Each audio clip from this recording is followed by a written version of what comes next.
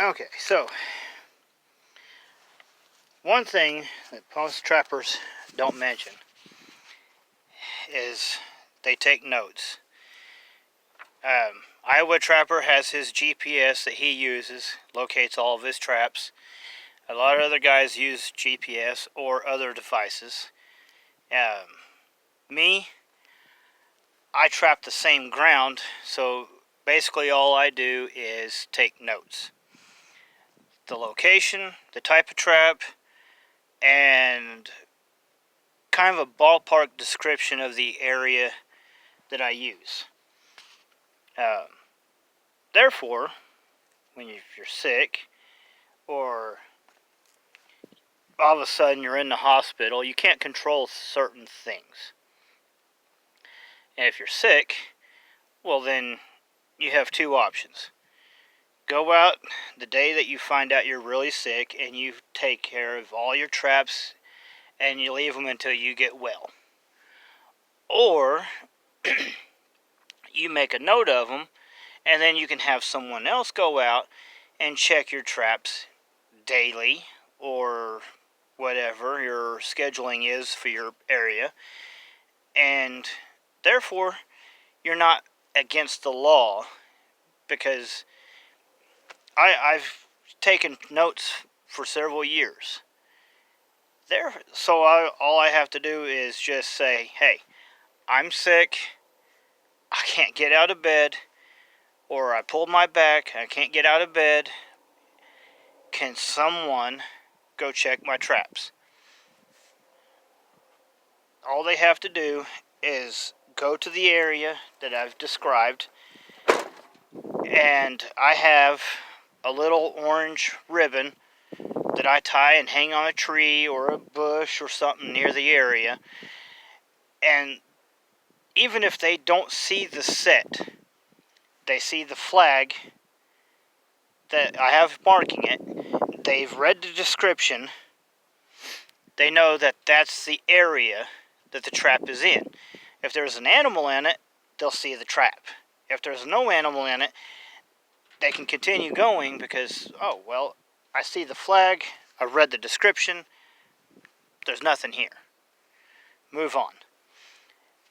But also, make sure you write down pulled or removed or something, so that whenever you go in and look for this trap, you're not looking for something that's not there.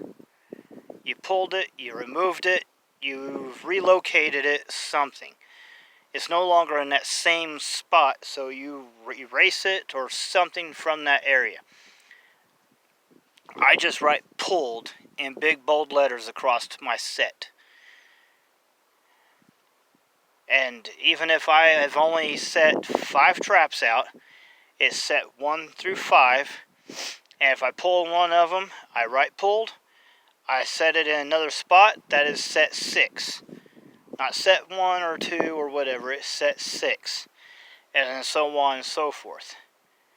At least that's how I do it. That is a good, helpful hint, or tip, I should say, for anybody that's trying to get into trapping. Make sure you know where your stuff is. Take a buddy with you once in a while. He can go through and check your traps. Oh, he's like, oh yeah, you're sick. Yeah, I know where your traps are. I'll go check them for you. But make sure someone can find your traps. It can be overlooked, but if you don't follow the law, now you're breaking the law. So whenever you set that trap, write down where it's at, a brief description. Even if it's just county road, blah, blah, at corner of field, give a little more description. Southwest corner of this intersection at blah, blah county. That way, it is about as close as you can possibly get it without dropping an actual pin on a map every time you change your traps. It's easier to read multiple times that same little sentence. Okay, county road 520 and Alene Blacktop. Okay, now you go in, and there's a trap sitting right next to the gate. It says entry gate trap. I have a box trap set right at the gate. That is set 1, set 2, so on and so forth throughout the entire property. The one I have down here at the sand hill by the pond, same thing. Southwest end of the pond, sand hill. There's only one hill out there. Near fence, county road. That gives you the ballpark, and it's the gas line, so it gives you even more an idea where you're at. And then you got the little flag flopping around in the wind. Okay, there it is. You look at it, it's right there. I don't see an animal, therefore the trap is empty. Move on. That's the easiest way to ever do it. Make sure your locations are marked somehow. In a book, with flagging, and in a book, on a GPS, whatever it takes. So you, if you're too sick in the hospital or whatever, you can actually have someone check your stuff for you to keep your law in check.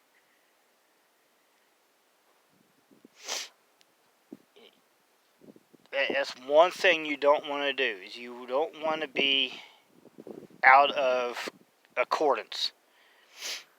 In Oklahoma, we have a 24-hour check. I know in some other states it's a 48 or whatever.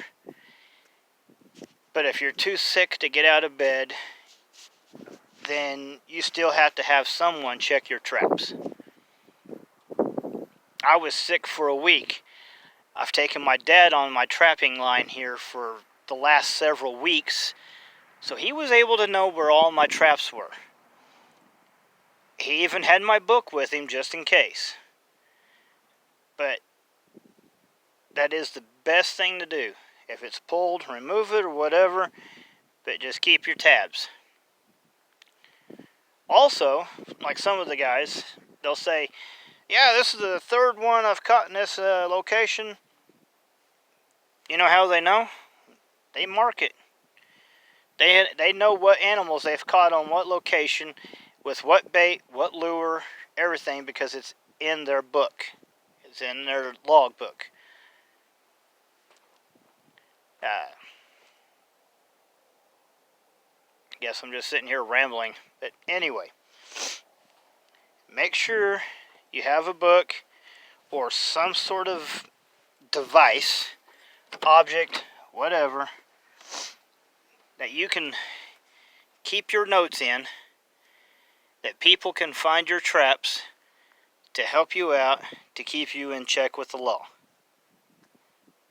Pro tip, I'm not a pro, but that is definitely a tip.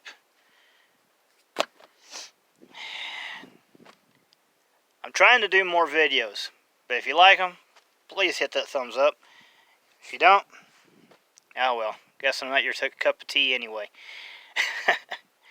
Anyway, yeah, I'll let you enjoy. Peace.